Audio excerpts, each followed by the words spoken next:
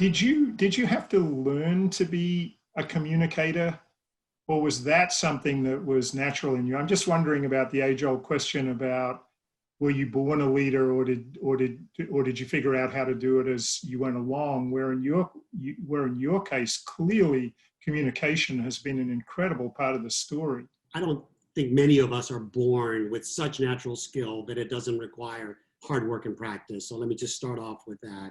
Um, Advice I would give to folks, and advice I've been given myself through various ways, is the quicker you learn to understand and know yourself, who you really are, that genuine person that people around you love. But for some reason, when we get into business segments, we want to get the deep, guys get the deep voice, or we try to be someone else that you're not. There's an old movie with Paul Newman, The Color of Money, and he says that the biggest trick is, how do you say it, is to not being someone else, but like being yourself on purpose.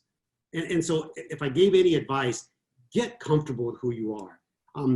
I've been to places in classes where they teach public speaking, where the first thing they ask you is stand in the middle of the room in front of these strangers, put your hands in the air and close your eyes and do a circle. And it's amazing how many human beings can't, A, stand there, two, certainly close their eyes, and they don't want to turn around because they don't want people to see parts of them, whatever. That will always be your inhibitor, right? And so the stage persona also doesn't work, or you have to put it on.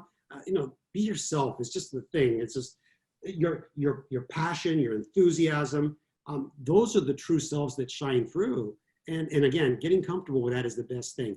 There are classes that people recommend, and certainly there's ways to do that. But at the heart of it, you've got to know and you got to believe what you're saying. That old saying, people don't always necessarily hear the words you're saying, but they do feel, or I think Angela Mayu had something to say in that. I think there's a lot of truth, especially in leadership, because when you're leading 100,000 people, in my case, and we've got to make some difficult decisions, you can't be in every nook and cranny of every airport across the world.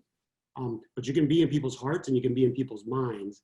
And, doing the right thing for a customer, for instance, is something that people just have to want. So it does take practice. It is not natural. But I think I found, at least for me, the biggest driver of that is this concept of knowing yourself and being comfortable with yourself.